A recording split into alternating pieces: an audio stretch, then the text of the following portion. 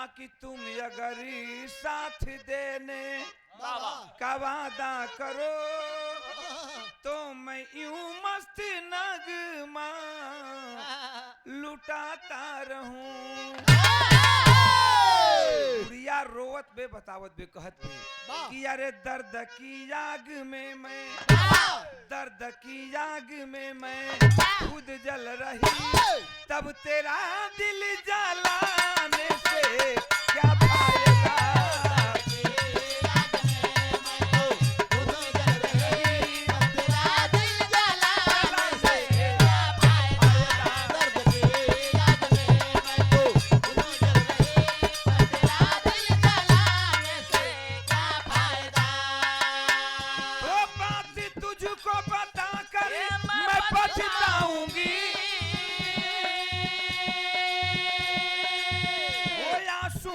के सहारे मैं पी जाऊंगी।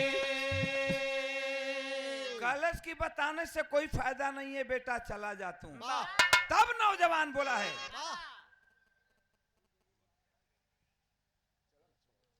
तब नौजवान बोला है कि वक्त से पहले बुढ़िया, अरे वक्त से पहले बुढ़िया तू मर जाएगी, बात दिल में छुपाने से क्या फायदा। कहा कि तुम तो बुढ़ी हो चुकी हो, कुछ ही दिनों की मालिक हो, इस धरती की कुछ ही दिनों की मेहमान हो, क्यों नहीं बताती है, क्यों तू रोती है। तब बुढ़िया क्रोध से लाल हो उठी, कहती है कि तू जानना चाहता है, मैं बार बार कह रही हूँ कि चला जा चला जा चला जा, लेकिन नहीं जा रहा है। जानना चाहता है कि मैं सुनसान जंगल में हड्डियों के बीच में बैठकर क्यों रो रही हूँ। तो सुन ले, ये जितनी हड्डियां देख रहा है ये सभी हड्डियां मेरे बेटों की है, सभी हड्डियां मेरे बेटों की है। गरुण रोज आता है, मेरे एक बेटा को खाकर चला जाता है। सबसे छोटा सा बेटा जिसका नाम है शंखचूर्ण, वही तो बच गया है। कल उसी की बारी है, गरुण आएगा, उसे भी खाकर चला जाएगा, मैं हड्डी को लेकर उसकी रोती रह जाऊंगा। क्या कहले बे कि कल सुबह होते सुन ले, कल सुबह होते सुन ले गरुण आएगा, अरे शंखचूर्ण मेरे बेटा को खा जाएगा। बुढ़िया कहती है कि अरे नौजवान, इस बुढ़िया को बुढ़िया कहता है, मैं कोई बुढ़िया नहीं हूँ कि नाग माता हूँ मैं, नाग माता हूँ मैं, डर के भग जाओगे प्रेम झूठा दिखाने से क्या फायदा। नाग माता हूँ मैं, डर के भग जाओगे प्रेम झूठा दिखाने से क्या फायदा। नाग माता हूँ मैं, डर के भग जाओगे प्रेम झूठा दिखाने से क्या फायदा। कहती है बुढ़िया कि जिस बुढ़िया को बुढ़िया कहता है बेटा, मैं कोई बुढ़िया नहीं हूँ, सर्पों की नागिन हूँ। देखें अब कहानी थोड़ा हमारे आगे की ओर बढ़ल बे। काली कहती है कि सर्पों की नागिन हूँ, दुनिया के लोग मुझे नाग माता कहते हैं, और जब तुम ये जानोगे कि मैं सर्पों की नागिन हूँ तो डर करके भग जाओगे। चला जाओ, झुटमुट का दिखलावा का प्रेम मत दिखलाओ। नौजवान था जिमुबाहन, जवानी की जोश थी, खून खौल उठा। कहा कि माँ कहती हो कि मैं डर करके भग जाऊंगा, भगने वाला नौजवान नहीं हूँ। यहाँ से हमार बिरहा बीर रस की ओर चलल बा। का कहले बा जिमुबाहन, और बढ़ जा, और बढ़ जा।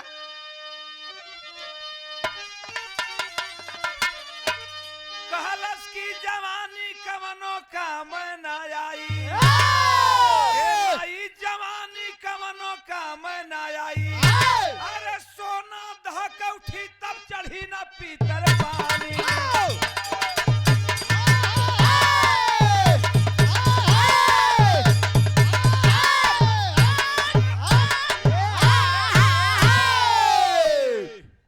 कहलस कि सोना दहक उठी ना, चढ़ी न पितर पानी, जवानी कोनो कामे ना आई।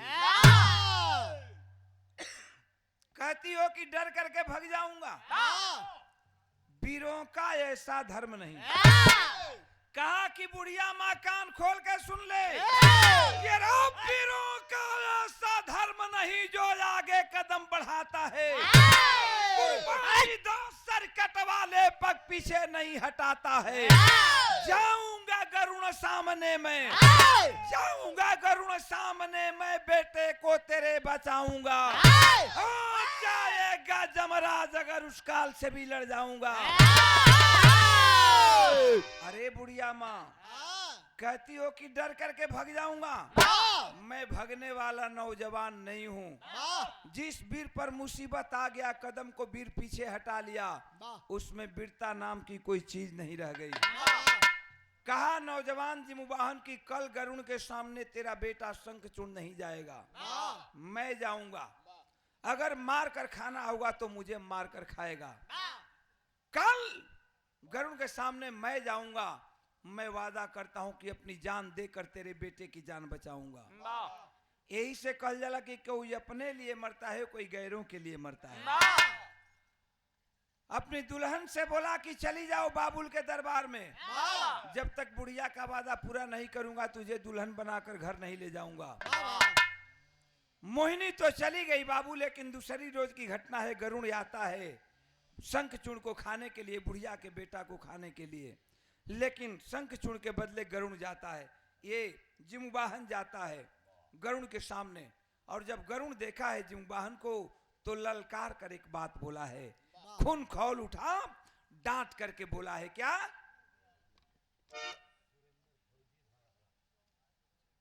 एक 151 रुपए का पुरस्कार हमारे सुरेंद्र भैया फौजी धौरहरा से, भैया के बहुत बहुत प्रणाम बा।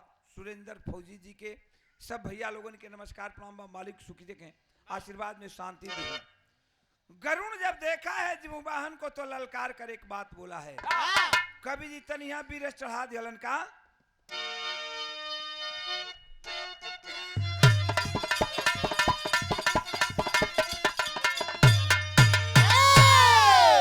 करके आवाज दिया कि अरे काहे मन बढ़ावला बबुआ,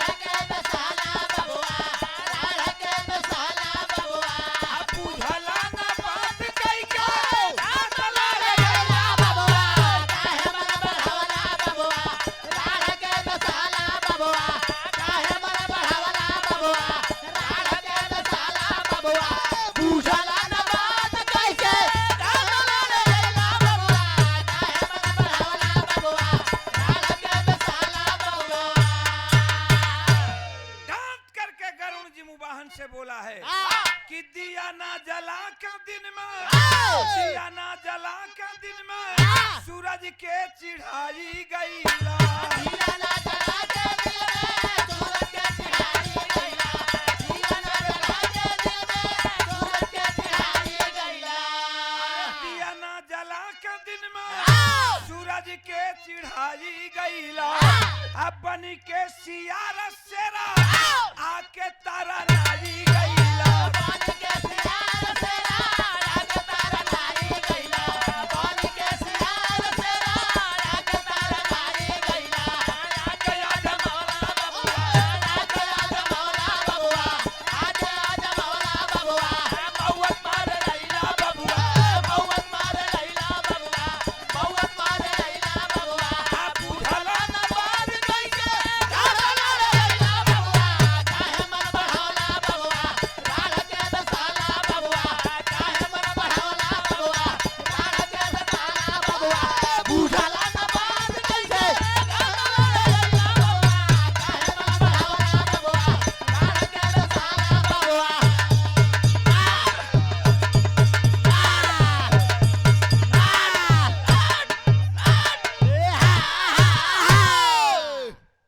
एक तरफ गरुड़, एक तरफ जिमुवाहन, लड़ाई आर पार की हो गई। आज जब लड़ाई आर पार के भयल बाप, उस समय कवि जी बिरहा का पूरा निचोड़ दिहलन, पूरा बिरहा का निचोड़ दिहल गई तने में। भयल का बाबू और बढ़ गया।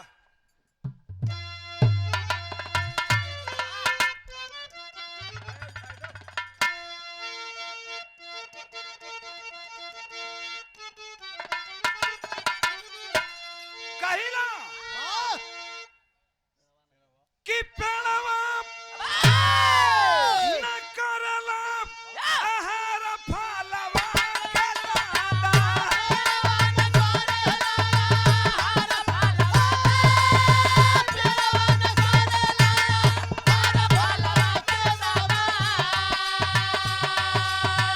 नदिया बुझावे नहीं दिलवा के पियास।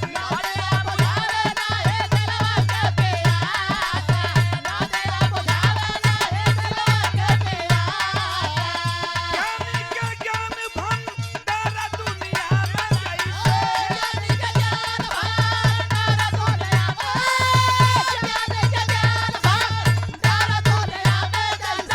पीरावन के तेज जैसे सूर्य के प्रकाश।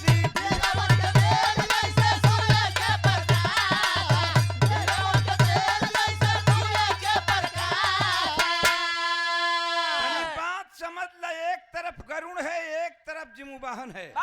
लड़ाई यार पार की है। ओ समय गरुण कैलन है का बाबू कि पंजा से मार मार पंजा में धर लिहाले।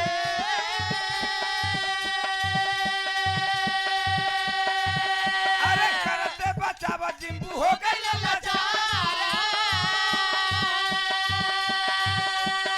ए भैया करते बचावा जिम्बू हो गई तब चोचला मलाई के गगन मारे। अरे चोचला मलाई के गगन मारे। आई बहिया का बाजू बंद गइला बहेरा।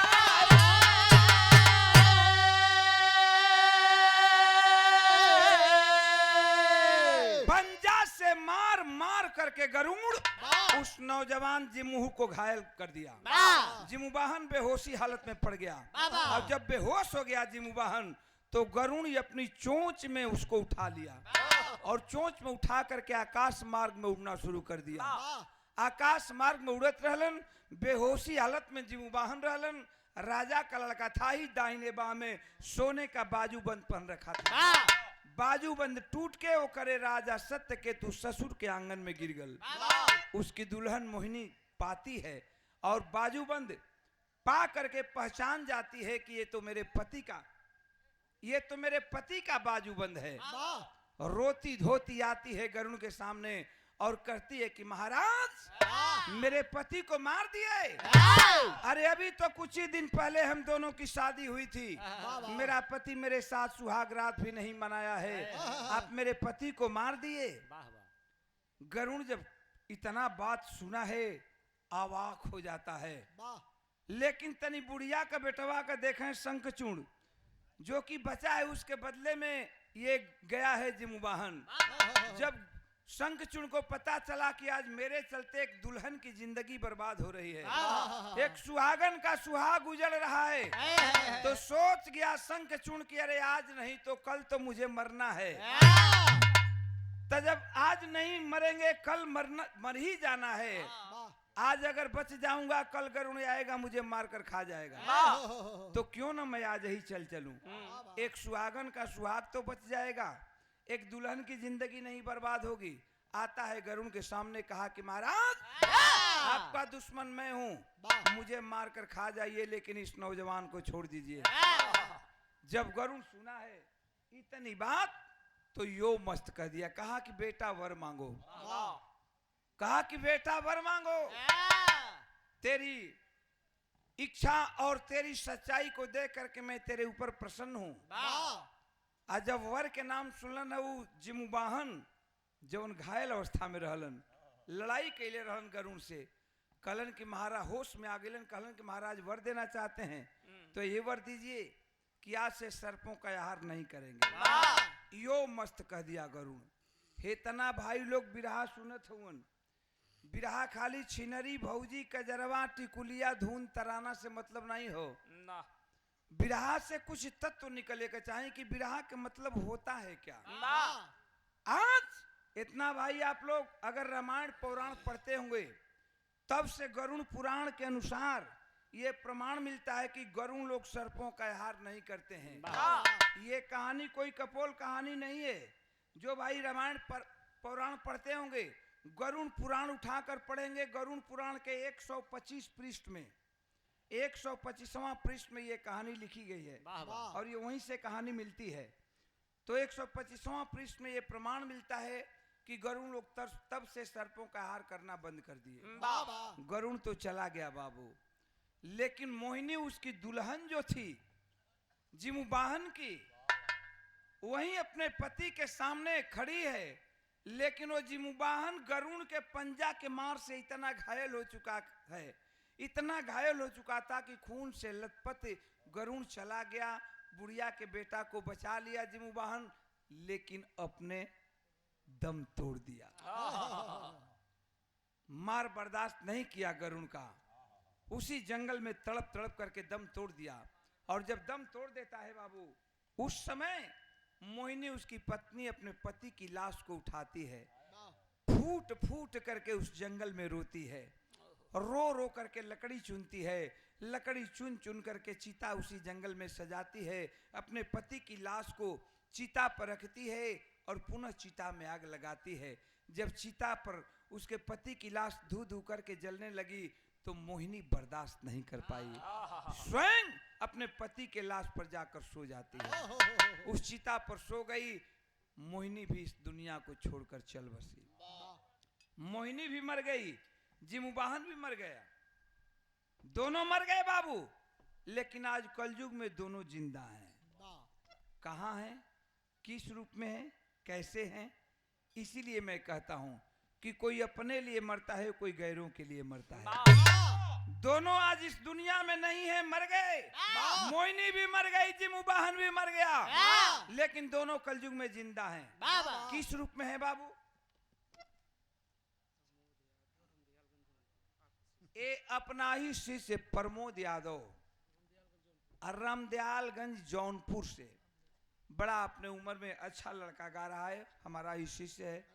और धन्यवाद बा, मालिक सुखी रखें, हमनों से बड़ गवैया बना लोग और गांव जवार जिला का नाम रोशन करा लोग, ये हमारी शुभकामना हो। बहुत बहुत सब भैया लोगों के नमस्कार प्रणाम बा। लेकिन केवना रूप में हुआ बाबू, कवि जी लिखलन है का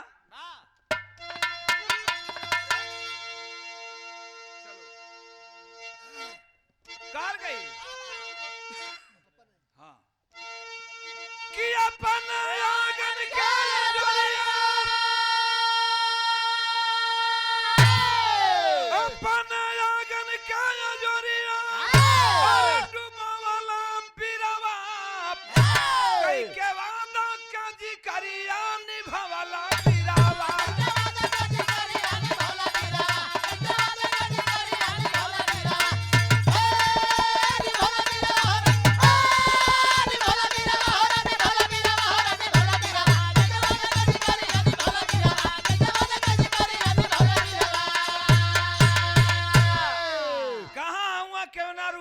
कवि जी लिखला था का कि जम्मू नगर बसाए, जम्मू नगर बसाए, राजा सती हो गई रानी,